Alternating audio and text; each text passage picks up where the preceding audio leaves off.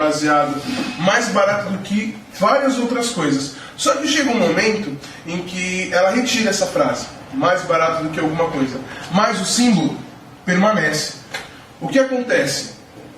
Pelo meu ponto de vista, a partir do momento que os leitores já se habituam a tem o preço, tem a imagem, tem o texto.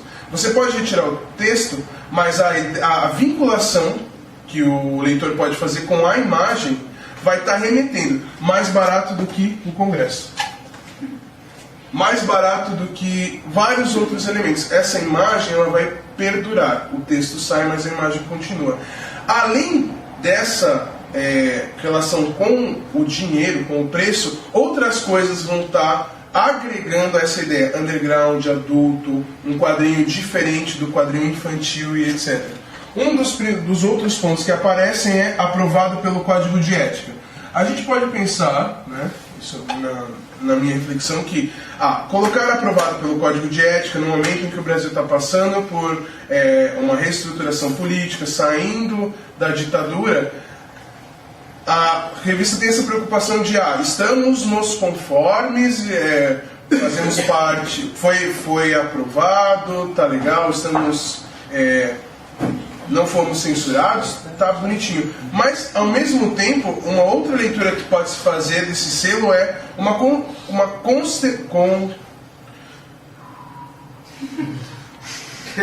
eu dei palavras grandes. É uma contestação da censura, dos processos que as revistas sofriam de corte de conteúdo. Então, ter isso aqui não quer dizer necessariamente a gente foi aprovado, mas é uma forma de se posicionar como eu tenho essa vírgula. Muitos outros colegas, até o Angeli fala isso numa entrevista a caros amigos, que esse posicionamento político era presente também. Outra coisa que, se vocês notarem nesse primeiro número, não tem uma frase que vai ser presente nos outros números do 2 para frente, que é desaconselhável para menores de 18 anos ou para adultos, para maiores. Ela tem essa proposta. Após o número 1, o próprio Toninho Mendes fala isso numa entrevista, que muitos elementos da revista foram sendo constituídos conforme o feitio da mesma. Ela foi sendo construída ao longo das publicações.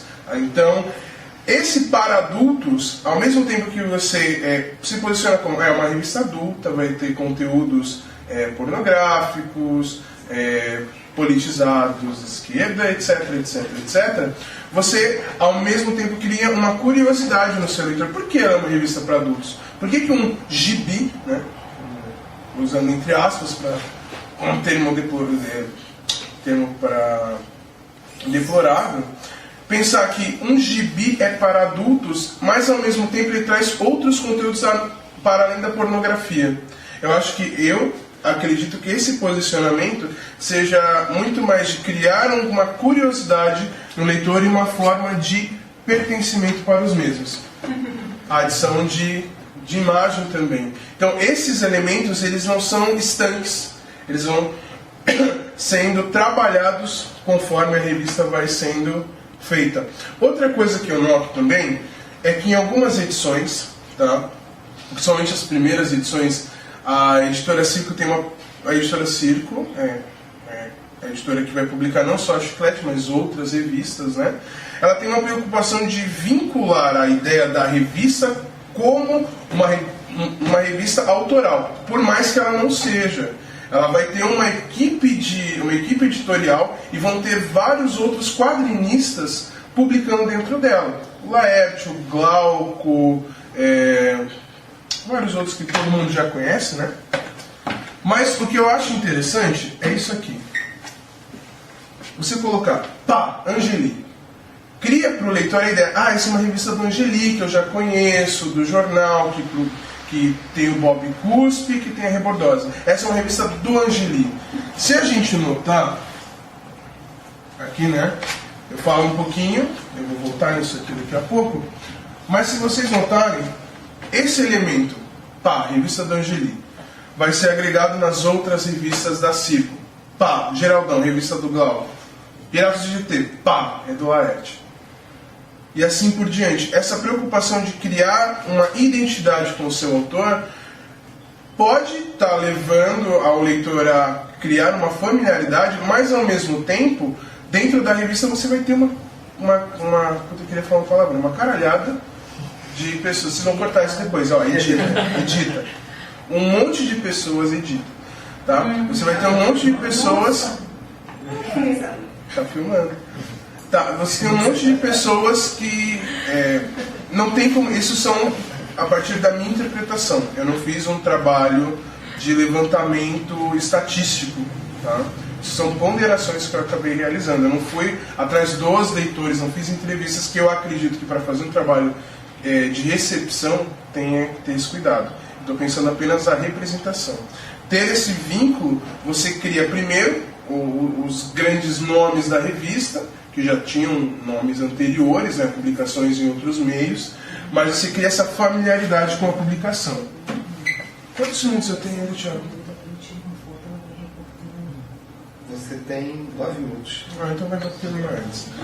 Bom, aqui um pequeno recorte, eu não coloquei porque é uma citação minha, eu podia ter colocado lá Lima, 2013, a página, mas eu acho que seria legal realmente para ponderar essas partes da diagramação, porque eu acho importante, e foi uma coisa que eu achei que ficou bacaninha no meu trabalho, que é pensar essa relação de como a história em quadrinhos vai estar se utilizando do suporte para confeccionar a representação que ela quer de si.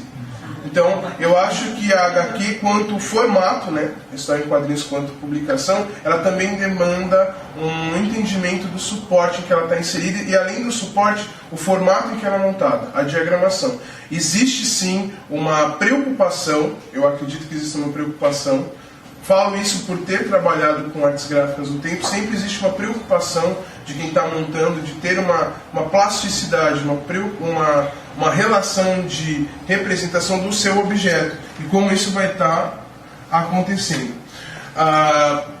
Ali eu falo um pouquinho dessas assinaturas, e o que eu acabei notando na Chiclete com Banana é que esses elementos, os que eu citei agora, existem outros, né? Eu podia estender muito mais essa fala, mas esses elementos são constantes. Eles aparecem em muitos números. Então existia sim uma intencionalidade do grupo editorial. E eu sempre penso em grupo editorial. Eu acho que, para além desse efeito de pertencimento do autor, né, a revista do Laerte, a revista do Glauco, é importante pensar que o Roberto Daviton usa o termo circuito de comunicação, que para mim é muito interessante. Pensar que você tem um grupo, você tem um núcleo editorial que vai estar pensando todas essas partes da revista. Então não é um trabalho de uma pessoa só, no caso da Chiclete com Banana. É um grupo, por mais que você tenha esse efeito de pertencimento, essa ideia de a revista pertence a tal autor. E é isso, perguntas, muito obrigado.